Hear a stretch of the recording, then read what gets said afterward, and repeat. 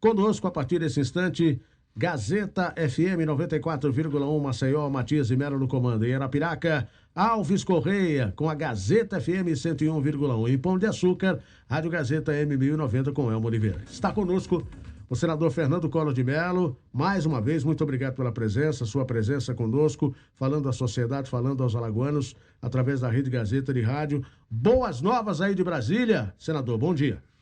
Bom dia, Rogério. Bom dia a todos os ouvintes do Ministério do Povo, pelo Sistema Gazeta de Rádio, pela Rede Gazeta de Rádio. Fico muito feliz de voltar a falar com vocês, sempre com boas notícias, né?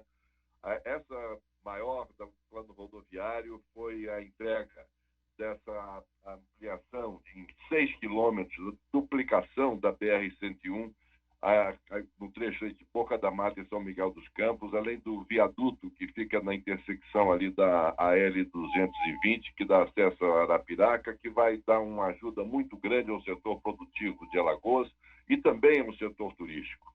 Foi muito importante essa conquista, foi uma luta grande que já dura anos, Rogério, porque isso aí já tem uns 4, 5 anos que essa obra ficou parada, não desencavava da burocracia do Tribunal de Contas da União, e nós conseguimos, graças a Deus, retirar esse entrave e as obras puderam continuar, como até atesta isso o próprio ministro da Infraestrutura, que está fazendo um grande trabalho, o Tarcísio Freitas, né?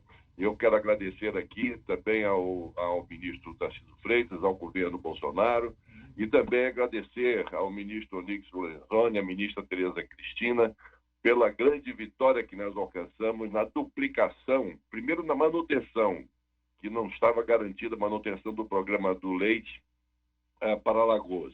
E segundo, na ampliação desse programa, que chegou a quase 20 milhões de reais.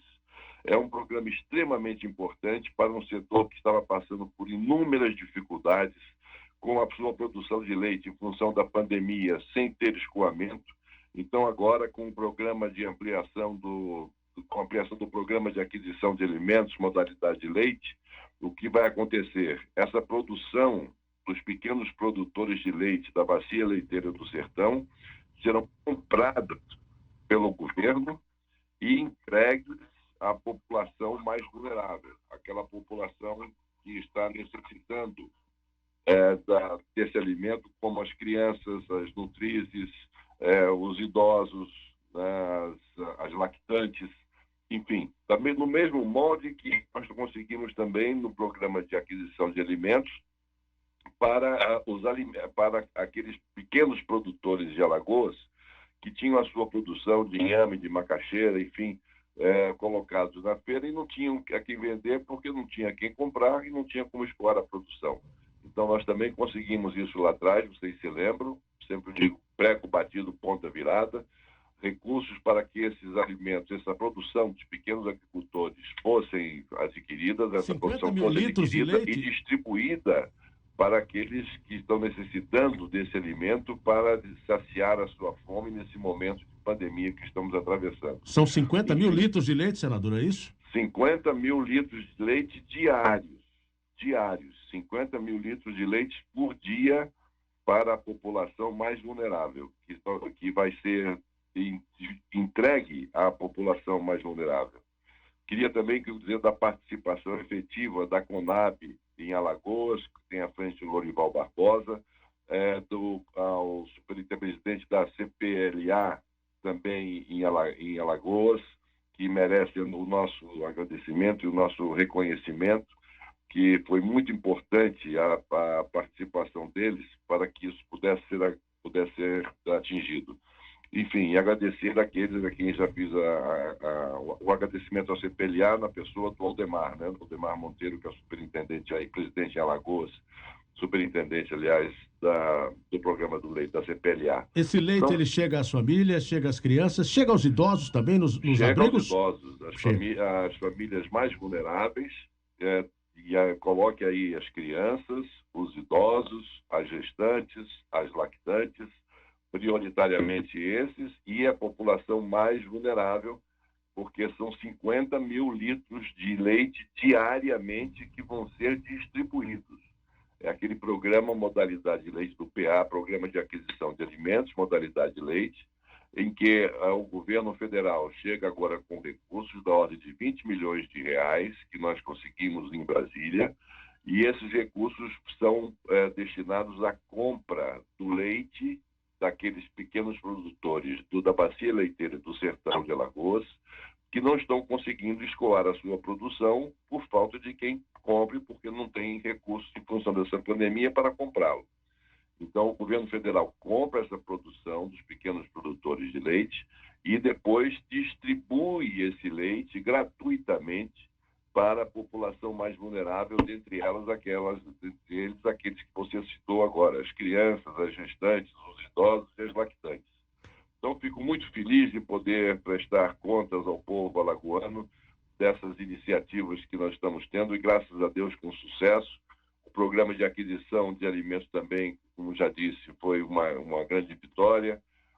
Tivemos também, nessa semana que passou, uma vitória importante, que foi relacionada ao programa, ao Socorro Emergencial à Agricultura, o programa de Socorro Emergencial à Agricultura, a cultura que merece todo esse nosso apoio, todo esse nosso incentivo, porque sem cultura, que é o alimento da alma, nós estamos falando de alimentos físicos, né? Para a manutenção do ser humano fisicamente, mas temos que falar também da cultura como um fator de alimento também da vida, porque cultura dá a cada um de nós a possibilidade de progredirmos, temos uma outra visão de mundo, e o Senado Federal aprovou 3 bilhões de reais de socorro emergencial à cultura, com o meu voto sim, e o nosso trabalho sempre dedicado, incessante, a abrigar essas grandes causas em favor do povo alagoano e do povo brasileiro. Me preocupa, sabe, senador, a questão das instituições que atendem os idosos. Eu sei que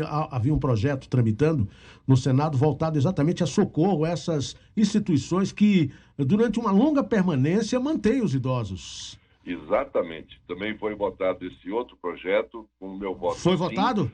Foi votado semana passada, junto com esse programa de socorro emergencial à cultura, também esse para os lares dos idosos, para atender os idosos com o meu voto sim, favorável, e com o nosso trabalho também, junto com todo o que foi aprovado por unanimidade do Senado. Isso demonstra que o Senado e o Congresso Nacional vem trabalhando ativamente nesse período de pandemia para atender às necessidades dos mais vulneráveis, dentre eles esse programa de apoio aos idosos que estão hoje necessitando também dessa nossa atenção, dessa nossa ajuda, desse nosso trabalho. Houve também a votação daquele projeto das máscaras, obrigatório agora o uso em todo o território nacional. Todo o território nacional, foi outro projeto também, para você ver quantos projetos da semana passada nós aprovamos de importância, que foi da utilização de máscaras em todo o Brasil para evitar a disseminação desse vírus, que já está aí chegando perto de 40 mil óbitos, e mais uma vez eu gostaria de estender aqui os meus votos de pesar e de condolências para as famílias enlutadas que perderam seus entes queridos por esse vírus terrível que nós estamos tentando combater com esse isolamento social, já que não temos vacina, não temos medicamentos, enfim, não tem outra maneira de se combater propagar o vírus e por intermédio de impedir a sua propagação do que o nosso isolamento social, esse período de quarentena. Mas parece que não está funcionando muito o isolamento no país inteiro, viu, senador? O isolamento vem caindo e nós estamos observando isso também, como você bem lembrou, né? Sobretudo na cidade, que é o epicentro, na cidade e no estado, que é o epicentro no Brasil da disseminação desse vírus, que é a cidade de São Paulo e o estado de São Paulo. Esse índice de adesão ao isolamento vem caindo bastante. Tinha chegado a quase 60%, hoje está na faixa de 40 e poucos por cento, o que é preocupante, porque quando há uma relação direta, quando cai a taxa de isolamento, ou seja, quando as pessoas não atentam para a necessidade do isolamento social, sempre ficando em casa, se possível, claro, que tem áreas que nós não podemos entender que eles possam sair para trabalhar, para salvar vidas, né? Então, esses, naturalmente, terão que ter a mobilidade garantida. Mas, enfim, então a relação direta. Quando cai o índice de isolamento social, aumenta o índice de pessoas contaminadas e o índice de óbitos, de mortes. Então, é uma relação direta que nos leva a essa conclusão fatal.